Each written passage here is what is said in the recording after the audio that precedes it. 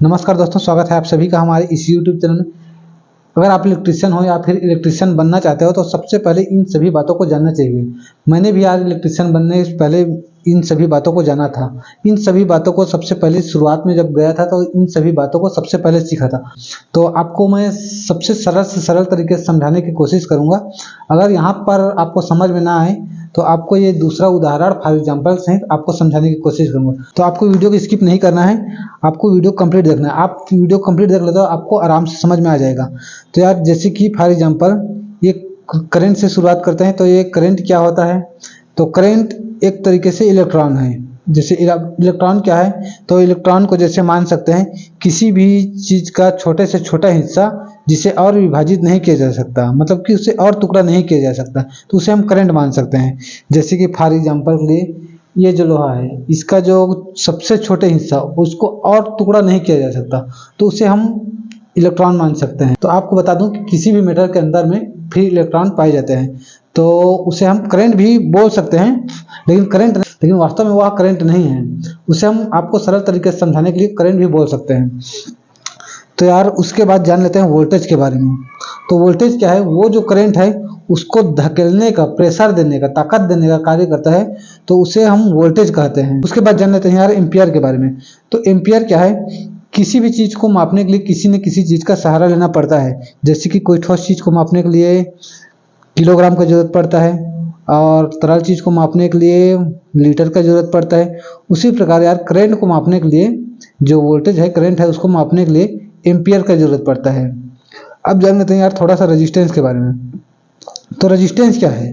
विद्युत धारा के प्रवाह में होने वाले प्रतिरोध को रेजिस्टेंस कहते हैं। मतलब इसको शॉर्टकट में समझा जाए तो यहाँ पर कोई बिजली बह रहा है, उसको रोक रहा है, उस जो रोकने का कार्य कर रहा है उसको हम रेजिस्टेंस कह सकते हैं।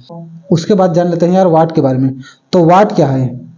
वाट मतलब कि कोई सामान है या कोई बल्ब है जो वहाँ पर कितना करंट को खर्च कर रहा है, तो जो जितना खपत हो रहा है उसे वाट कह सकते हैं। उसके बाद जान लेते हैं यार विद्युत के चालक के बारे में। तो विद्युत के चालक मतलब कि जिस पर विद्युत चल सके, मतलब कि बिजली जो करंट है वह जिस पर चल सके उसे हम विद्युत के चालक कहते हैं। जैसे कि फॉर एग्जाम्पल कोई कोई वायर हो सकता है। जैसे कि फॉर एग्जाम्पल कोई वायर, ये जैसे वायर भी हो सकता है, जैसे तांबा, लोहा, पीतल, ये सभी सामान विद्युत के चालक के अंतर्गत आएंगे।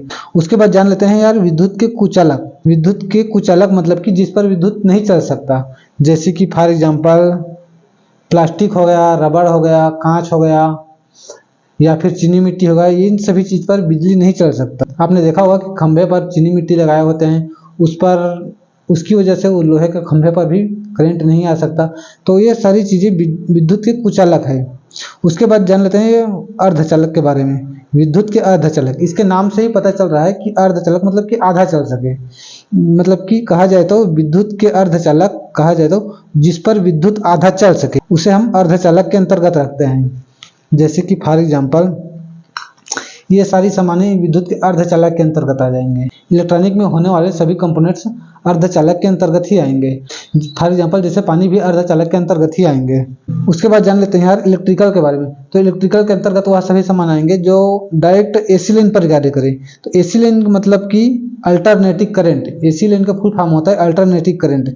जैसे फॉर एग्जाम्पल के लिए मान चल लेते हैं तो पंखा हो गया, बिजली बोर्ड हो गया या फिर आयरन हीटर, कोई मोटर भी होगा, यह सभी सामान इलेक्ट्रिकल के अंतर्गत आएंगे।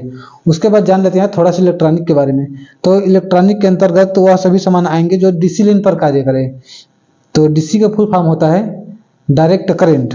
जैसे कि हो गया टीवी, पंखा, रिसीवर, होम थिएटर, ये सभी सामान डीसी के अंतर्गत आएंगे। आप लोगों को इतना में अगर अच्छा समझ में नहीं आया होगा तो मैं आपको थोड़ा सी यहाँ पर उदाहरण सहित समझा देता हूँ। सबसे पहले तो उदाहरण से आपको समझाने की कोशिश करता हूँ। तो जैसे कि फॉर एग्जांपल यहाँ पर एक तालाब है, इस तालाब में पानी भरा हुआ है और इस पानी को यहाँ पर टंकी में पहुँचाना है, तो किन किन चीज़ की जरूरत पड़ेगा? तो सबसे पहले पाइप का जरूरत पड़ेगा, उसके बाद मोटर का जरूरत पड़ेगा, क्योंकि टंकी ऊपर है तो पानी ऊपर नहीं चढ़ सकता, तो उसे आगे ढकलने के लिए मोटर का जरूरत पड़ेगा। उसके बाद पानी कितना जाना है, पानी यहाँ पर ज़्यादा बह रहा है तो पानी को कम हमें पहुँच लेना है यहाँ पर, तो हमें उसके लिए वाल का जरूरत पड़ेगा। उसके बाद पानी हमें कितना जा रहा है उसको थोड़ा देखना भी है कि पानी हमें यहाँ पर कितना जा रहा है। तो उसके लिए किसी न किसी चीज़ को मापने के लिए ज़रूरत पड़ेगा। उसे मापने के लिए हमें लीटर का ज़रूरत पड़ेगा। आजकल तो बहुत सारे मीटर भी आ चुके हैं मापने के लिए। और यहाँ पर पानी कितना खपत हुआ, इस टैंक में पानी कितना खपत हुआ, पानी का कितना लागत लग रहा है, कितना खपत हो रहा है, ये भी कह सकते हैं। तो उसी प्रकार से यहाँ पर करंट है। एग्जाम्पल के लिए यहाँ पर तालाब में पानी था, तो यहाँ पर किसी भी मेटल के अंदर में, जैसे फॉर एग्जाम्पल इसके अंदर करंट भरा हुआ है, एग्जाम्पल इसमें करंट भरा हुआ है, इस जो करंट है इसको इस बल्ब हमें पहुंचाना है। तो उसके लिए हमें क्या क्या चीज़ की जरूरत पड़ेगा, तो सबसे पहले वायर की जरूरत पड़ेगा। वायर से करंट जा सकता है। पाइप से पानी जा रहा है तो यहाँ पर वायर से करंट जाएगा। और इस पानी को ढकेलने के लिए ऊपर बल देने काम कौन कर रहा है, इस जो पानी है उसको ऊपर ढकेलने काम कौन कर रहा है, मोटर कर रहा है। यहाँ पर ये जो करंट है इसको आगे ढकेलने काम कौन कर रहा है, वोल्टेज कर रहा है। यहाँ पर पानी बह रहा है तो यहाँ पर वोल्टेज बह रहा है, लेकिन यहाँ पर हमें उतना वोल्टेज नहीं चाहिए, यहाँ पर हमें कम वोल्टेज चाहिए। तो इसके लिए यहाँ पर रेजिस्टेंस लगाएंगे। जैसे यहाँ पर पानी को ज़्यादा बह रहा था, तो यहाँ पर पानी ज़्यादा बह रहा था तो हमें यहाँ पर कम पानी चाहिए था, तो हमें यहाँ पर वाल लगाए थे। उसी प्रकार यहाँ पर करंट बह रहा है लेकिन यह करंट ज़्यादा है तो इसको हमें कम चाहिए, तो इसके लिए हमें रेजिस्टेंस का जरूरत पड़ेगा।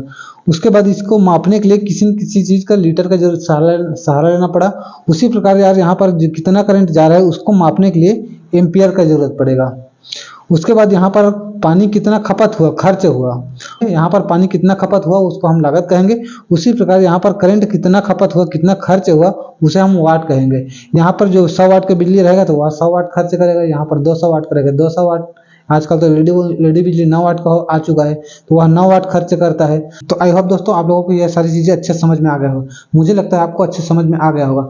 यार अगर आप लोगों को अच्छे समझ में आ गया होगा तो प्लीज़ यार वीडियो को लाइक कीजिएगा, चैनल पर नए हो तो चैनल को सब्सक्राइब कीजिएगा।